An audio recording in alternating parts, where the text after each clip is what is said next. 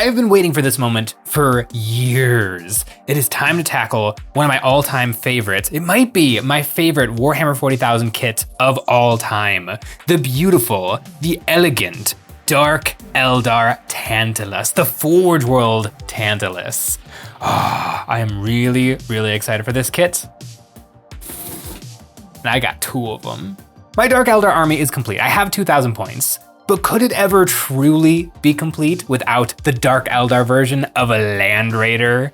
That's like 4 times the size of a Land Raider. I have big plans for these boats. One of them I'm gonna do in classic Kabalite style. I paint my Kabalites pink, so the boat is gonna be pink. But for the second one, I have really fallen in love with the Homunculus Coven, with the racks. And I have never seen it on the internet, but I wanna paint the second boat in the style of the Homunculus. I'm not completely sure what that's gonna look like. I don't know how either of these guys are gonna look like once they're painted up, but I am ready for it. 2 Forge World Tantaluses, and then my Dark Eldar army is done. These boats are beautiful and incredibly unique in the Dark Eldar catalog, with shimmering etched brass decking, swooping elegant lines in the hull, and are covered in razor-sharp, incredibly breakable quills. These things are very nearly perfect. The only change I want to make is to populate them with some crew.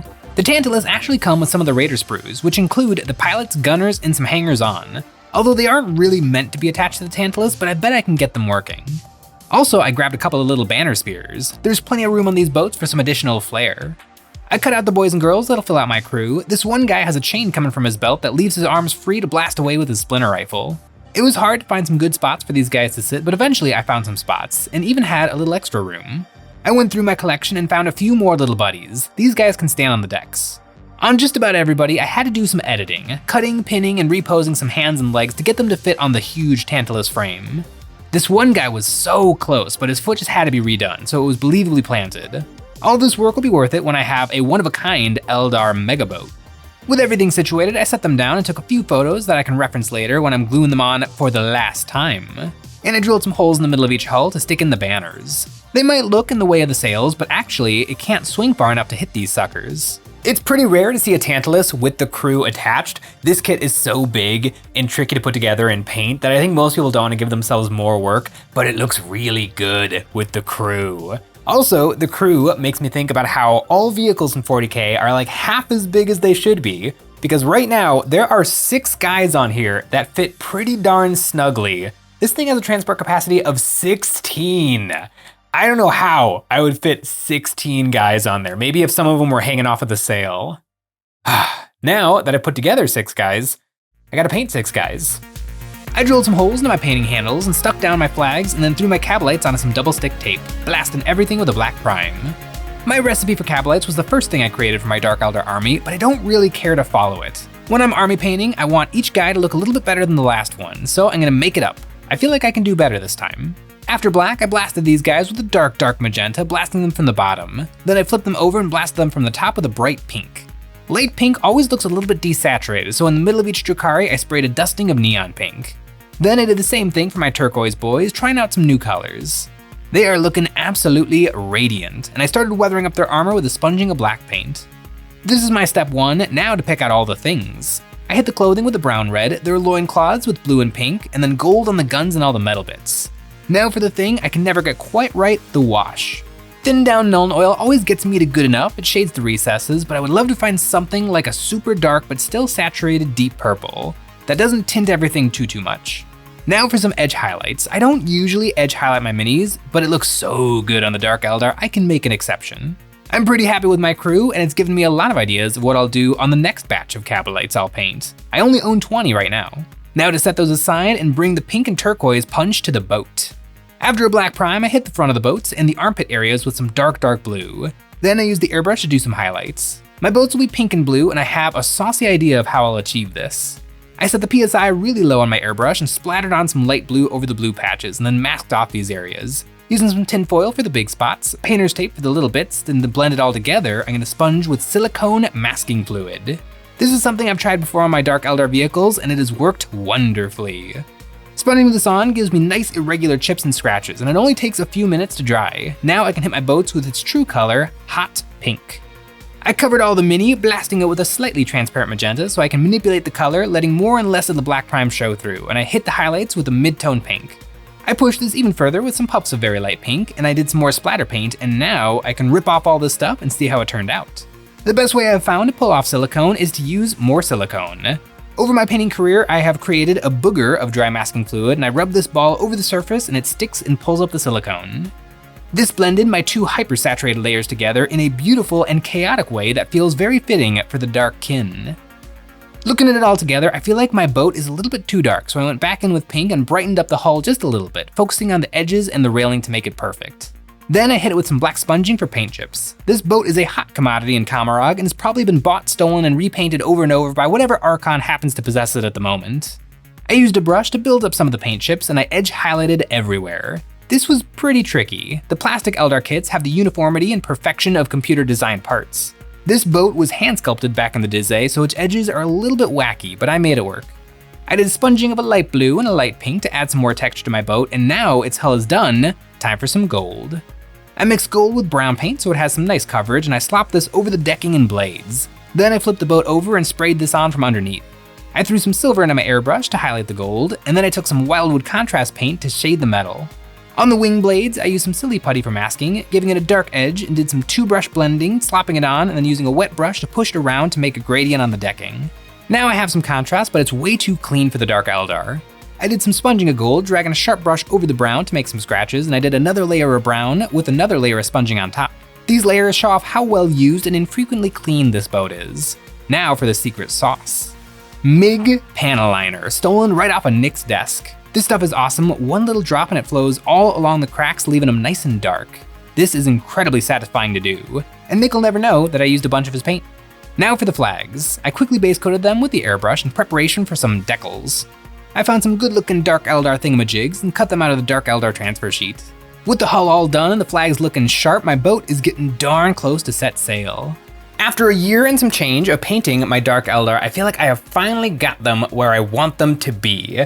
My goal is for them to be pink, but not pretty. I want them to be ugly and gross, but also pink. And I feel like I have finally nailed it. I now have a very pink, very ugly Tantalus, and I finally get to glue on all the little guys. I've been waiting for this all day, and I know exactly where they're gonna go because I took a picture of it when I was putting it together, and so now I just gotta line everybody back up. Yes, my phone is pink, but it has nothing to do with my Dark Eldar. I hate sub-assemblies, but I'll bite the bullet when it helps the painting be easier. I stuck down these flags one last time, and I started gluing down the crew. I used drops of super glue to get them stuck, and then I hit them with the ultra thin super glue to flow into the cracks.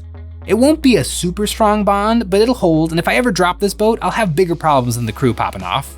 I glued on the pilot's control panel and my boat is done. Now for the sail. I've done the sails of my Dark Eldar a few different ways in my army and I've never been completely happy with any of them, so I want to try something new. After a black prime, I threw some gold into my airbrush and sprayed this over the veins with some brown contrast paint, letting it spill onto the wings so that it gets nice and dark. Now for a little trick. I bought this hex grid stencil sheet at Adepticon a year ago to use in my Infinity minis, but I want to try it out on these sails.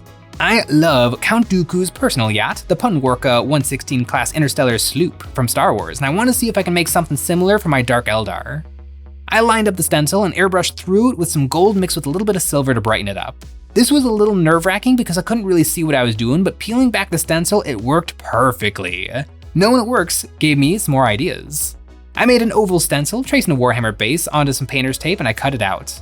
I put this onto the sail and sprayed it with a dark blue, and then I hit it with a light blue using the stencil sheet for the same pattern. I also threw some more silicone sponging underneath this to make it look weathered. This worked, and now I want to do it again with the Drukhari symbol. I carefully drew out a design and cut it out. I was really careful and managed to cut it out without breaking it, and I stuck it down and airbrushed pink over, and then a little dusting of light pink with the stencil. Carefully peeling this away, it looked amazing. Also hilarious to have an elegant hex design and then a garish pink and blue symbol over top.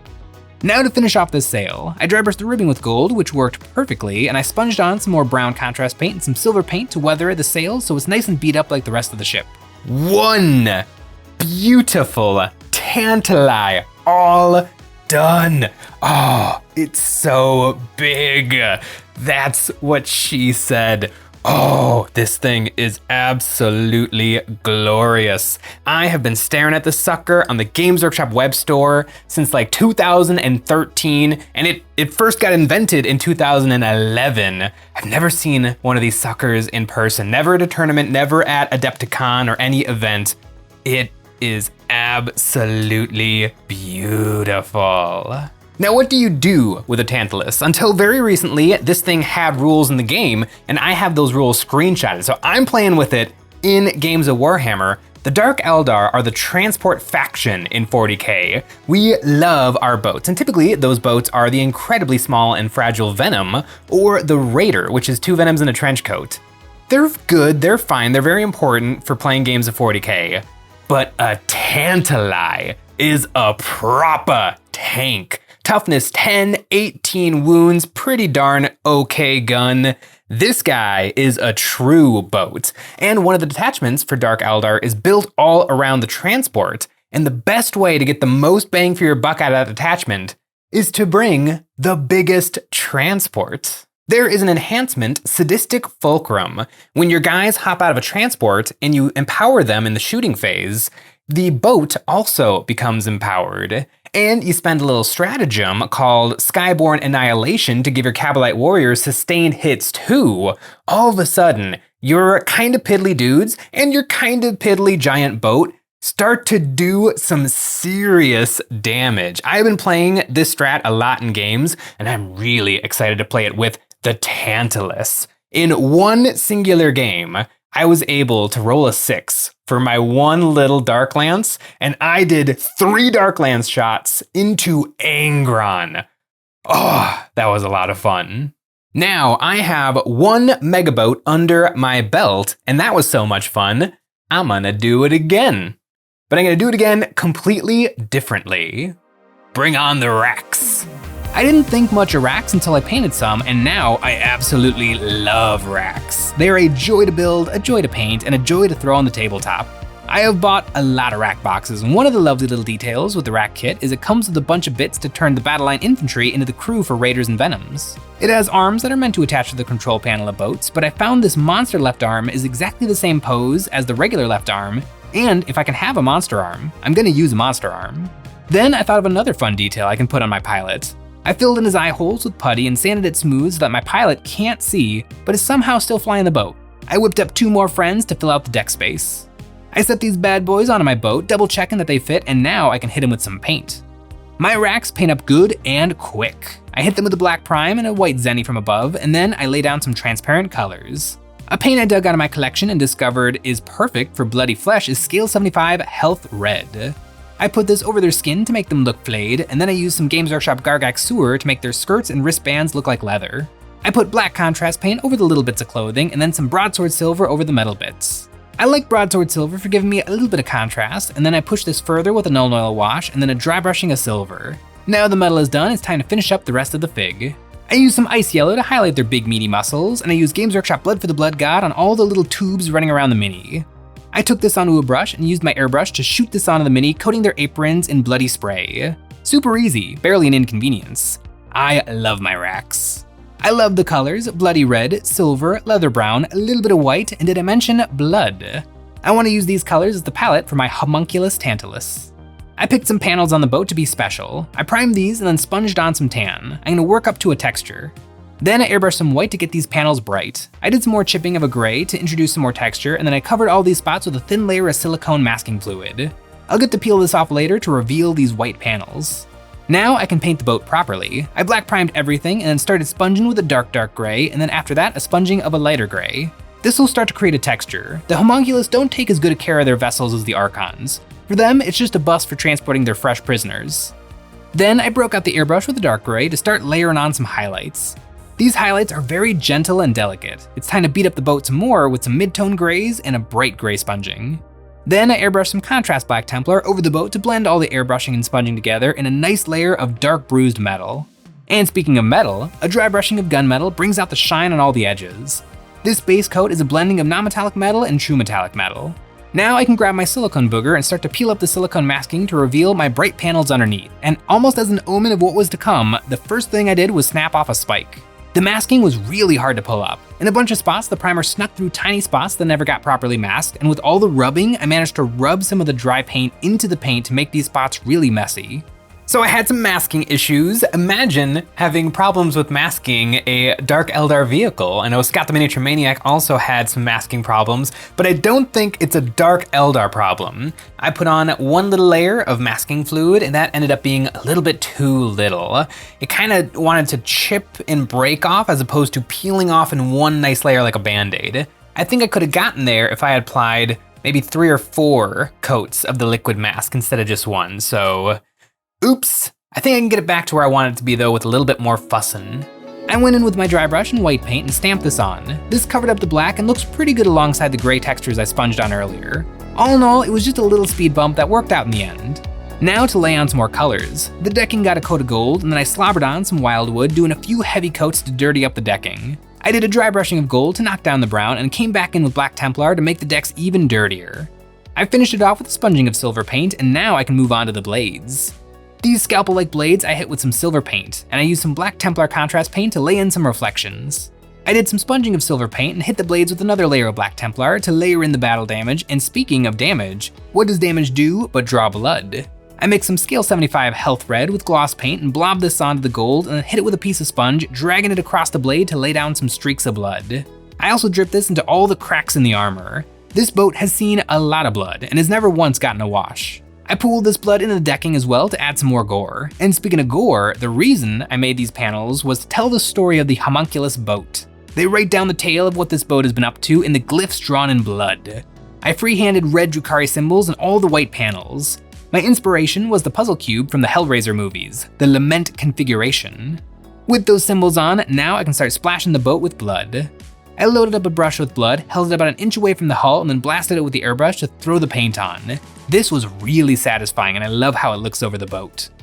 This is so much blood. And you know what always has a tasteful amount of blood? That's right, EonsOfBattle.com. EonsOfBattle.com is the place to find our merch like the Nick and Jay dice and is the best way to support us doing what we do with a membership. Each month, members will get a credit they can use on our new monthly terrain packs or any previous pack we have ever made. For the month of March, we are completing our The Fall Battlefield series with Battlefield Support, a set of terrain focused around filling in a war zone with all the infrastructure necessary for a proper battlefield. This set includes gothically bedazzled tank traps for protection, modular bridges for creating hills and ramps, blown out shell craters for infantry to take cover in, armored carrier buses for transporting weapons and ammunition to and from the front lines, and pallets of all the supplies a growing campaign needs. In addition to the STLs, we have a selection of these pieces available physically from EonsOfBattle.com printed for you. This pack of terrain perfectly complements the fall buildings and the fall guns and is the perfect way to add those finishing touches to make a battlefield look real.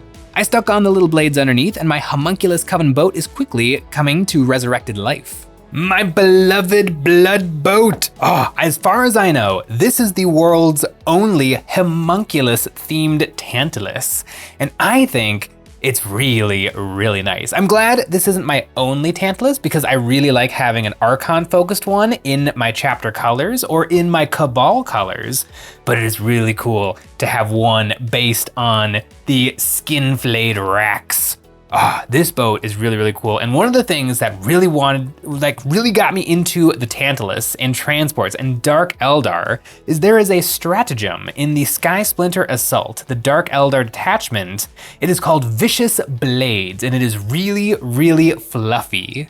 In the fight phase, if you have a Dark Eldar boat full of guys, you can choose to use the stratagem, and if you do, you roll a d6 for every single guy embarked within the transport, and on a 5-up, or a 4 if it is a rack model, then you cause a mortal wound. To a maximum of 6, which is a really annoying rider. I get why they have to do it because mortal wounds break the game, so you do have to have limitations, and that's how Tank Shock works, is to a maximum of 6. But I feel like you could let the Dark Eldar just have it, because it could only ever spike as high as 10.